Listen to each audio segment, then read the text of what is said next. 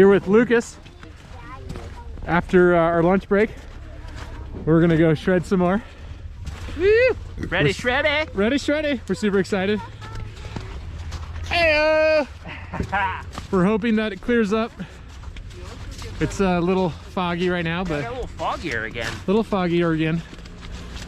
But I see some blue sky right there. Hey! Mr. Luke. Come with me, my snowboard apprentice. I will teach you the ways of the shred. I mean, I'm recording now, and that's why I got the heated gloves. I'm like, I put in many winters with cold hands. I deserve expensive heated gloves. Are you doing a commercial right now? Yeah, I guess. Are you sponsored by Heated Gloves? I don't know what their brand is, but I will say any kind of heated glove is a good purchase. You deserve it. You deserve warm hands. You just treat yourself. Treat yourself before you defeat yourself. Ooh. Ooh. Oh. Luke, here we are. Mount Hood Meadows, going up Express. The weather is helping us out right now. Oh, show. Thank you for inviting me up here to get my legs ready for rehire on Friday. I'm doing this for you. Oh. It's what it's all about. Oh. It's not about me, it's about you. Oh. Yeah. You're that selfless. Yeah. Because we have a bromance. Oh, it's so good. So good. No, I'm super stoked, man. We're going up the chairlift. The sun's coming out. Doo-doo-doo-doo. Even when it's foggy out, the sun still shines. Right. Hey, yo. Love you, brother. Love you too, man. Luke, let's shred, my brother. Oh, dude, I'm so excited. We're doing this. All right.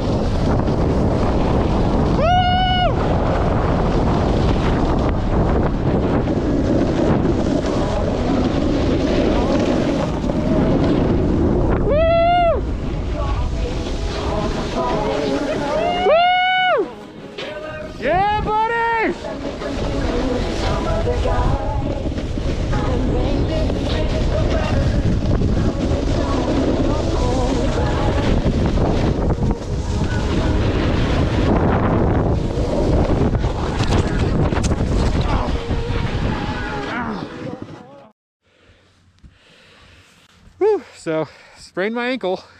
When things are getting fun, that's how it works sometimes. But you know, you just get through it and you keep going. Not my first sprain, so these things happen. All right, much love. Bye. Getting assisted down the mountain. We're good. What? Woo! Yeah.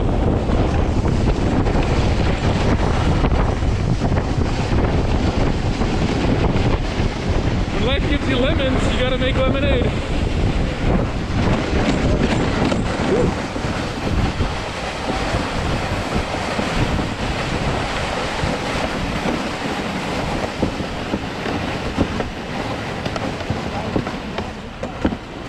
Thanks, brother. Oh, talk about injuries. Injuries is the subject because I just sprained my ankle. As the day was going epic, and that's when it happens. So like, well, there is a saying amongst instructors: if you're not falling, you're not trying hard enough. I guess I'm trying hard enough. That didn't feel good? No. Oh. Thanks. We were talking about future Jason. I know, like, it's so weird. Like, I sprained my ankle, but I'm happy. That's a good sign. Yeah. When you have enough good things going on in your life and you get injured, and it's like, right. Because the way I see it is like, it'll heal. And maybe that's just me being older. Like, I've injured myself before, and you just get over it. Like, life moves on. Yeah. So when you did that cartwheel, that's kind of like, I did like a cartwheel thing. Yeah. The cartwheel, man. It's and rough. I think my board hit a weird thing, and it just enough to tweak it. Tweak it.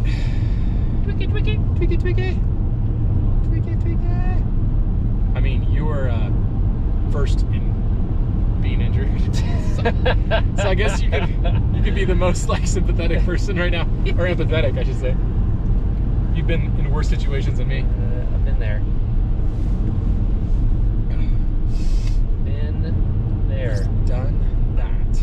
Yep. Like when you went skydiving. Man, that story is amazing. Dislocates his arm as soon as he gets out of the plane.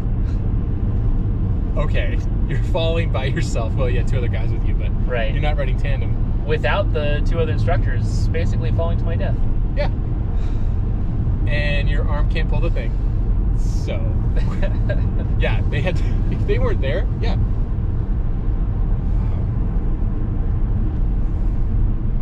Did we talk about this before? Did you have any major, like, epiphanies, like, morality-wise? Like, oh, I could have died.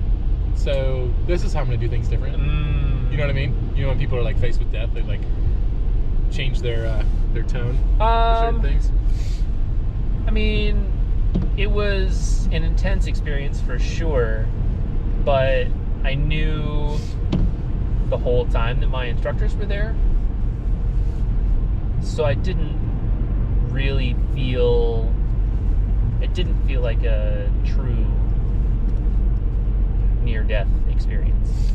Yeah. Like, if they weren't there and somehow, you know, like somebody else saw that I wasn't deploying my chute and they just like swooped in and like pulled my chute, or I don't know, whatever, like somehow it pulled itself or whatever, then that would have definitely been processed differently. But I did have the forward projection of, because at the time I wanted to pursue skydiving as a long-term hobby and like get to the accelerated free fall where I could jump solo, you know, without anyone else tending me or watching me. So like that was the intention, but I, you know, after that experience,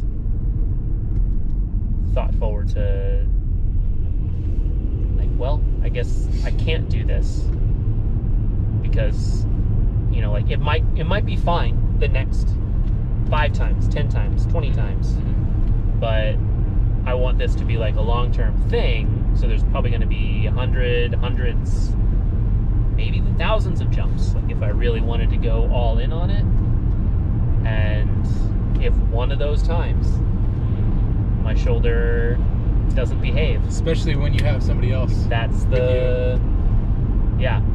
Well, yeah, like if I'm the tandem instructor and I've got somebody else strapped to me. Could you pull this for me? Because I know I'm supposed to pull it, but I can't pull it right now. I can't pull it. Could you pull it for? So first off, breathe. Yeah.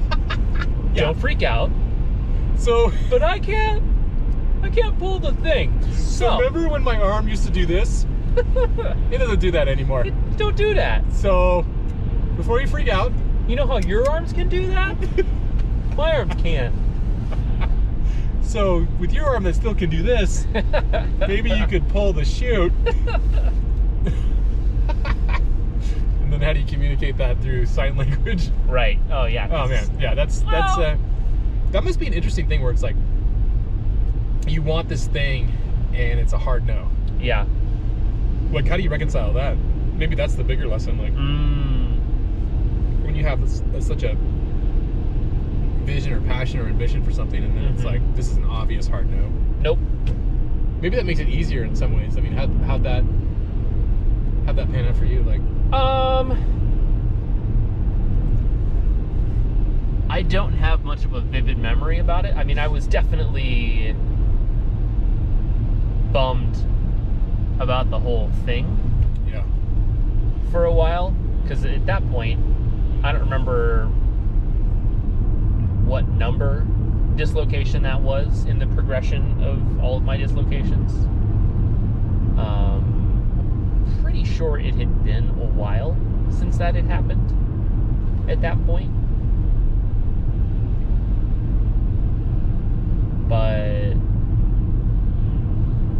yeah, that was still kind of in the mid to mid-late range of my dislocations, and still like really got to me. Just about the dislocation part, not about the skydiving part.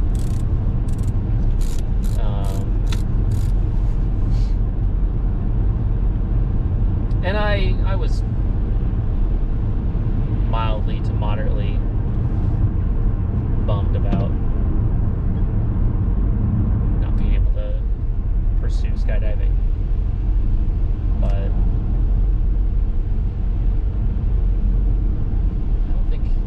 I don't think it was a big deal. Again, because it just wouldn't. I knew that if I did, one of those jumps would be my last. Well, I wanted it to be a hobby, and it was an interest. Not so much that it was worth dying for. yeah, or somebody else dying for it. Right. There's other priorities in my life. Yeah, it's a good like potential redirect. Yeah. Man, injuries. It gives you empathy though. Like, for others that are injured, it's not fun. Yeah. Damn, like we had easily 2 more hours. I know.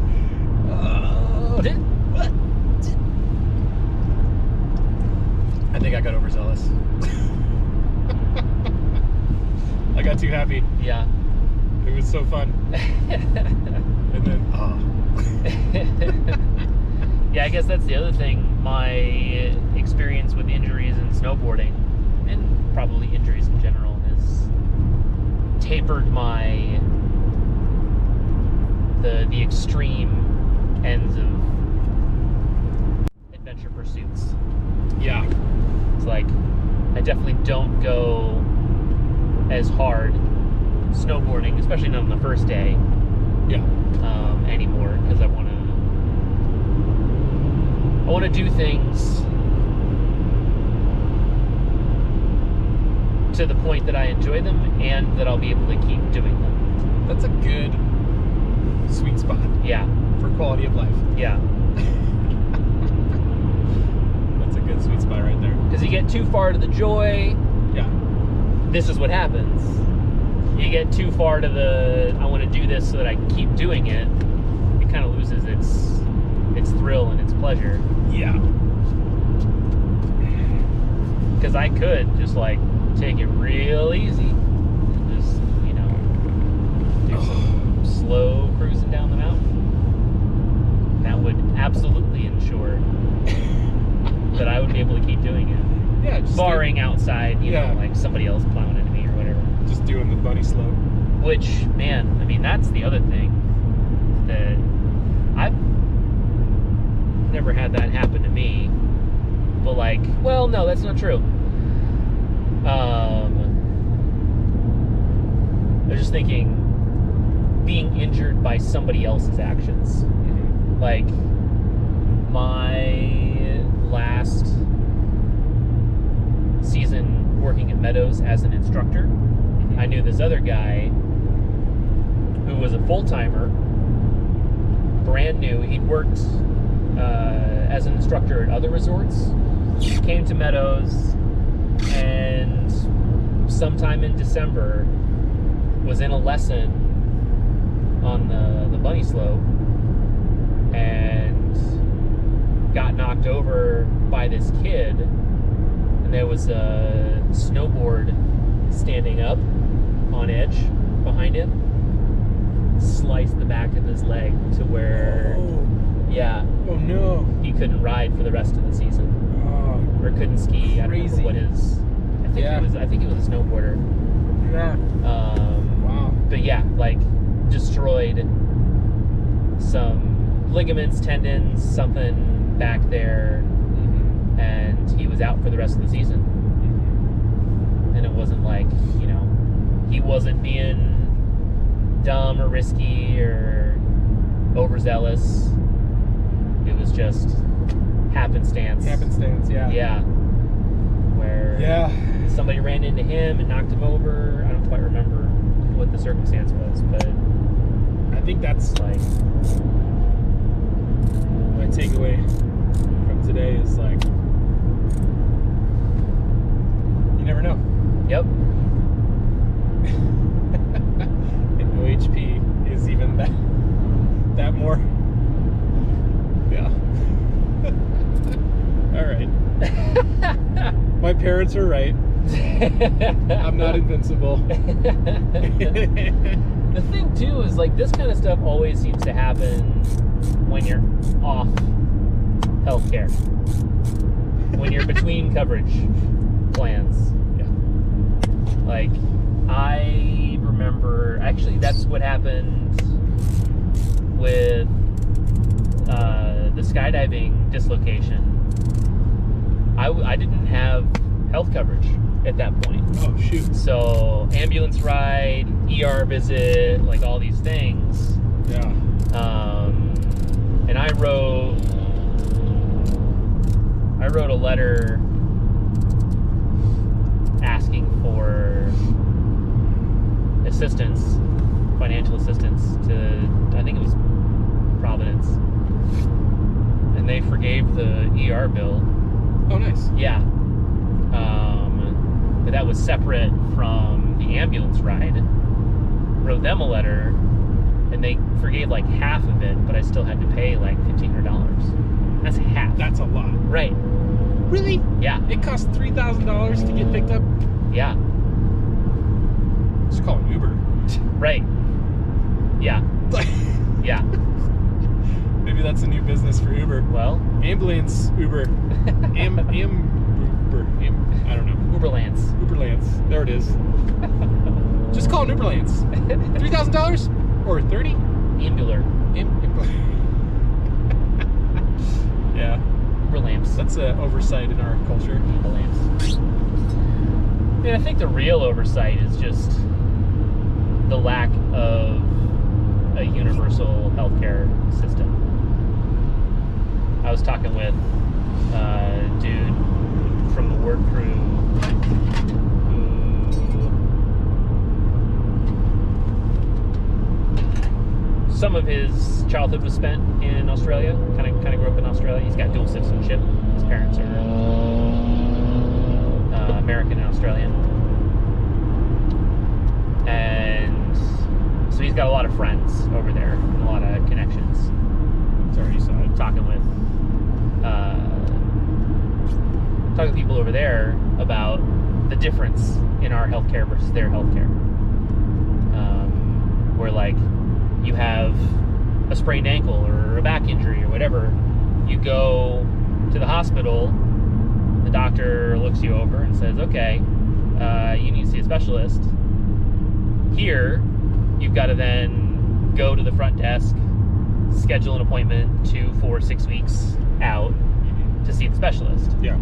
There, they say you need to go see the specialist. They take you down the hall or on the other floor or like wherever the specialist is and say, all right, here's the specialist. Now they're going to give you the special care that you need. And it's just like one-stop shop kind of a deal. Now, I'm sure it probably doesn't always work like that, but like there just aren't the barriers of all the insurance and HMO and administrative I's to dot and T's to cross, and you have to get a referral, and then you have to get a second referral and a third opinion, and like all these things for our system. Our system only benefits the insurance companies. Well, we bring innovation.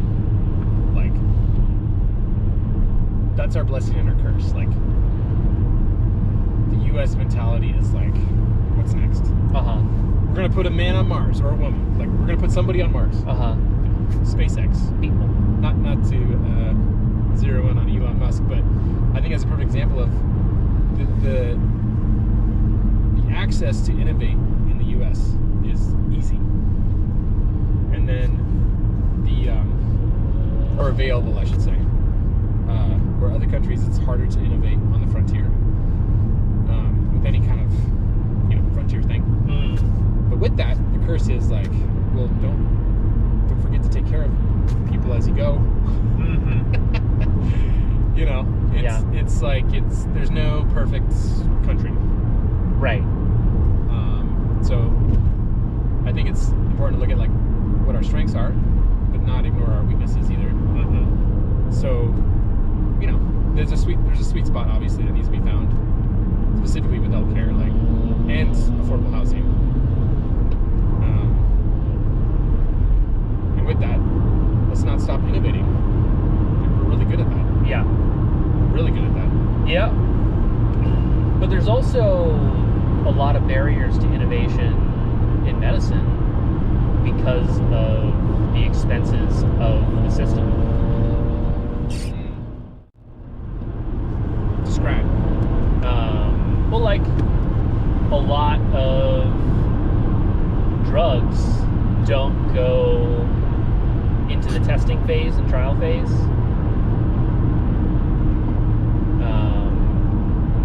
That could benefit different diseases or conditions or what have you, because it's so expensive to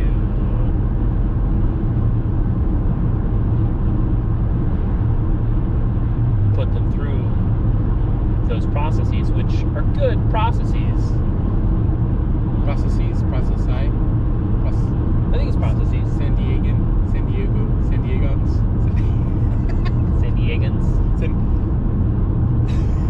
Sorry, I had to throw in a joke. Goians? San Diegans. Your poop mouth and your poop talk. How dare you, Ron? Dare you? Your poop mouth and your poop talk. Remember that scene? Oh, you don't? That was the whole like San Diegan scene. Oh, okay. Because he says, well, he read the teleprompter. And go F yourself, San Diego. And like he just got disgraced. Right. Yeah, I remember that. And then the his like Padawan, the guy looked up to him. He's got so upset. Comes in. How dare you, Ron? How dare you with your poop mouth, your poop talk? Disgrace the city of San Diegans. That's the whole scene. And Ron like corrects him, like, I think it's San Diegans, or whatever it is. Anyway, that's a classic scene. It's okay, Luke. I still love you. You can forget a line in a movie. I still love you. I only remember the sign off. Go fuck yourself, San Diego. And then the aftermath. Yeah. You know what? I think I'm gonna be okay by Friday. Yeah? I think this is the kind of sprain where it's like I'm moving it within the foot, And I've had a sprain before where it's like, Don't. where it's like, like I think Well, definitely take it easy. Don't push it because you don't want to. Yeah, You know, and that's- sprains like. And that's what I wanted to do so bad. I'm like, I need to keep riding with Luke. Yeah. I really tried, brother. I really tried. I'm like, I could ride switch, and I tried riding switch, and it still hurt. I'm like, dang it. Like I really wanted to make it happen. To the point where I'm like hobbling down the mountain, and then the rescue team had to sled me down. I felt so bad, but whatever. It's different when you work at a place. You're like, I'm like, don't. I'm fine. Like, put your energy elsewhere. Yeah, I can easily hobble down this very steep hill. It's gonna be miserable. I told him that. And he's like, I got you. I'm like, okay, this is fun. That's their job. That's my first toboggan ride. Oh, Yeah. okay. Have you had one? I've had a few. Okay. Yep. Luke, see, this is part of it. Like, awesome. Yeah, my first day on the mountain. Several years ago at this point, toward the end of the season, there was like a pre-serving shift. I was working at the restaurant in Meadows. Oh, no way. Worked at that restaurant. We are so similar. You're a monkey, I'm a raccoon. That's right. So similar. Both climb. Both have a tail. And the weird ears And they're both, actually, raccoons and monkeys are on the top 10 list of the most smartest animals. So, we got that going for us. Yeah. Okay, keep going, sorry. So, first day. Oh yeah, first day on Mount Hood, and then yeah, pre-shift went out for a few laps with some friends, and it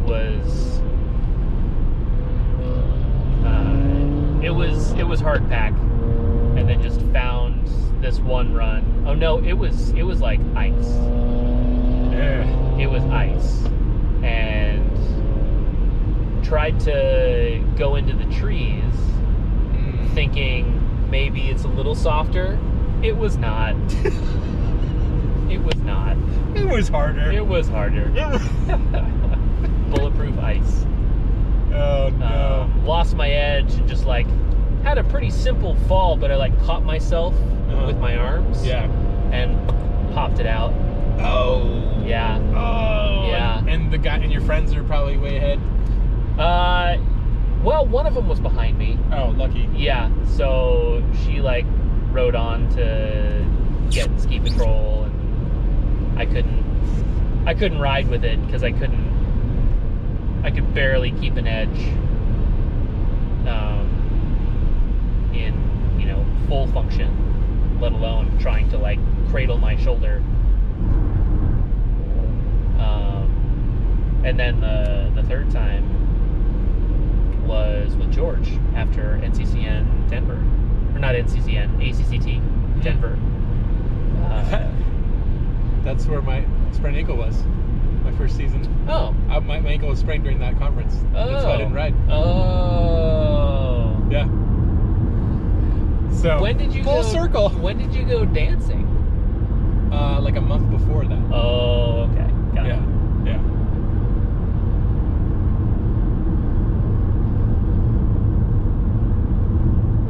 Anyway. Yeah. Yeah, injuries. It's a thing. That was a rough. That one in Colorado was a rough toboggan ride. Yeah. Yeah, there was this one section that was like super moguly, just like bumping all over the place, trying to stabilize my shoulder. It's just like, Yeah. ugh.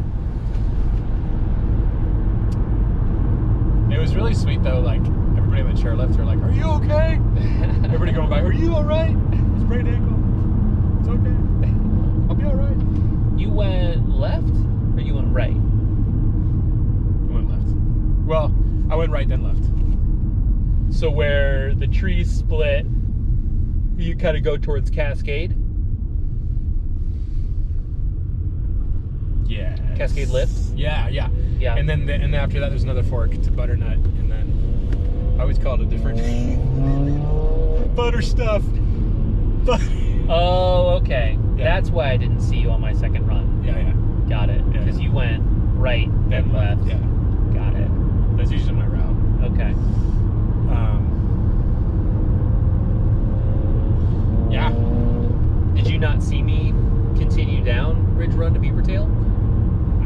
I think I was like hyper focused on my ankle at that point. Where did it happen?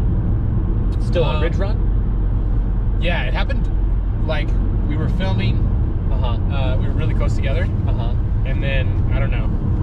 I got too up into my camera. And then Yeah. that's a good learning moment. Like I was looking more at my camera than like the mountain. Yeah. And I caught a weird edge and silliness. Have you thought about the helmet mount? I have, but the battery's the problem. Oh, right.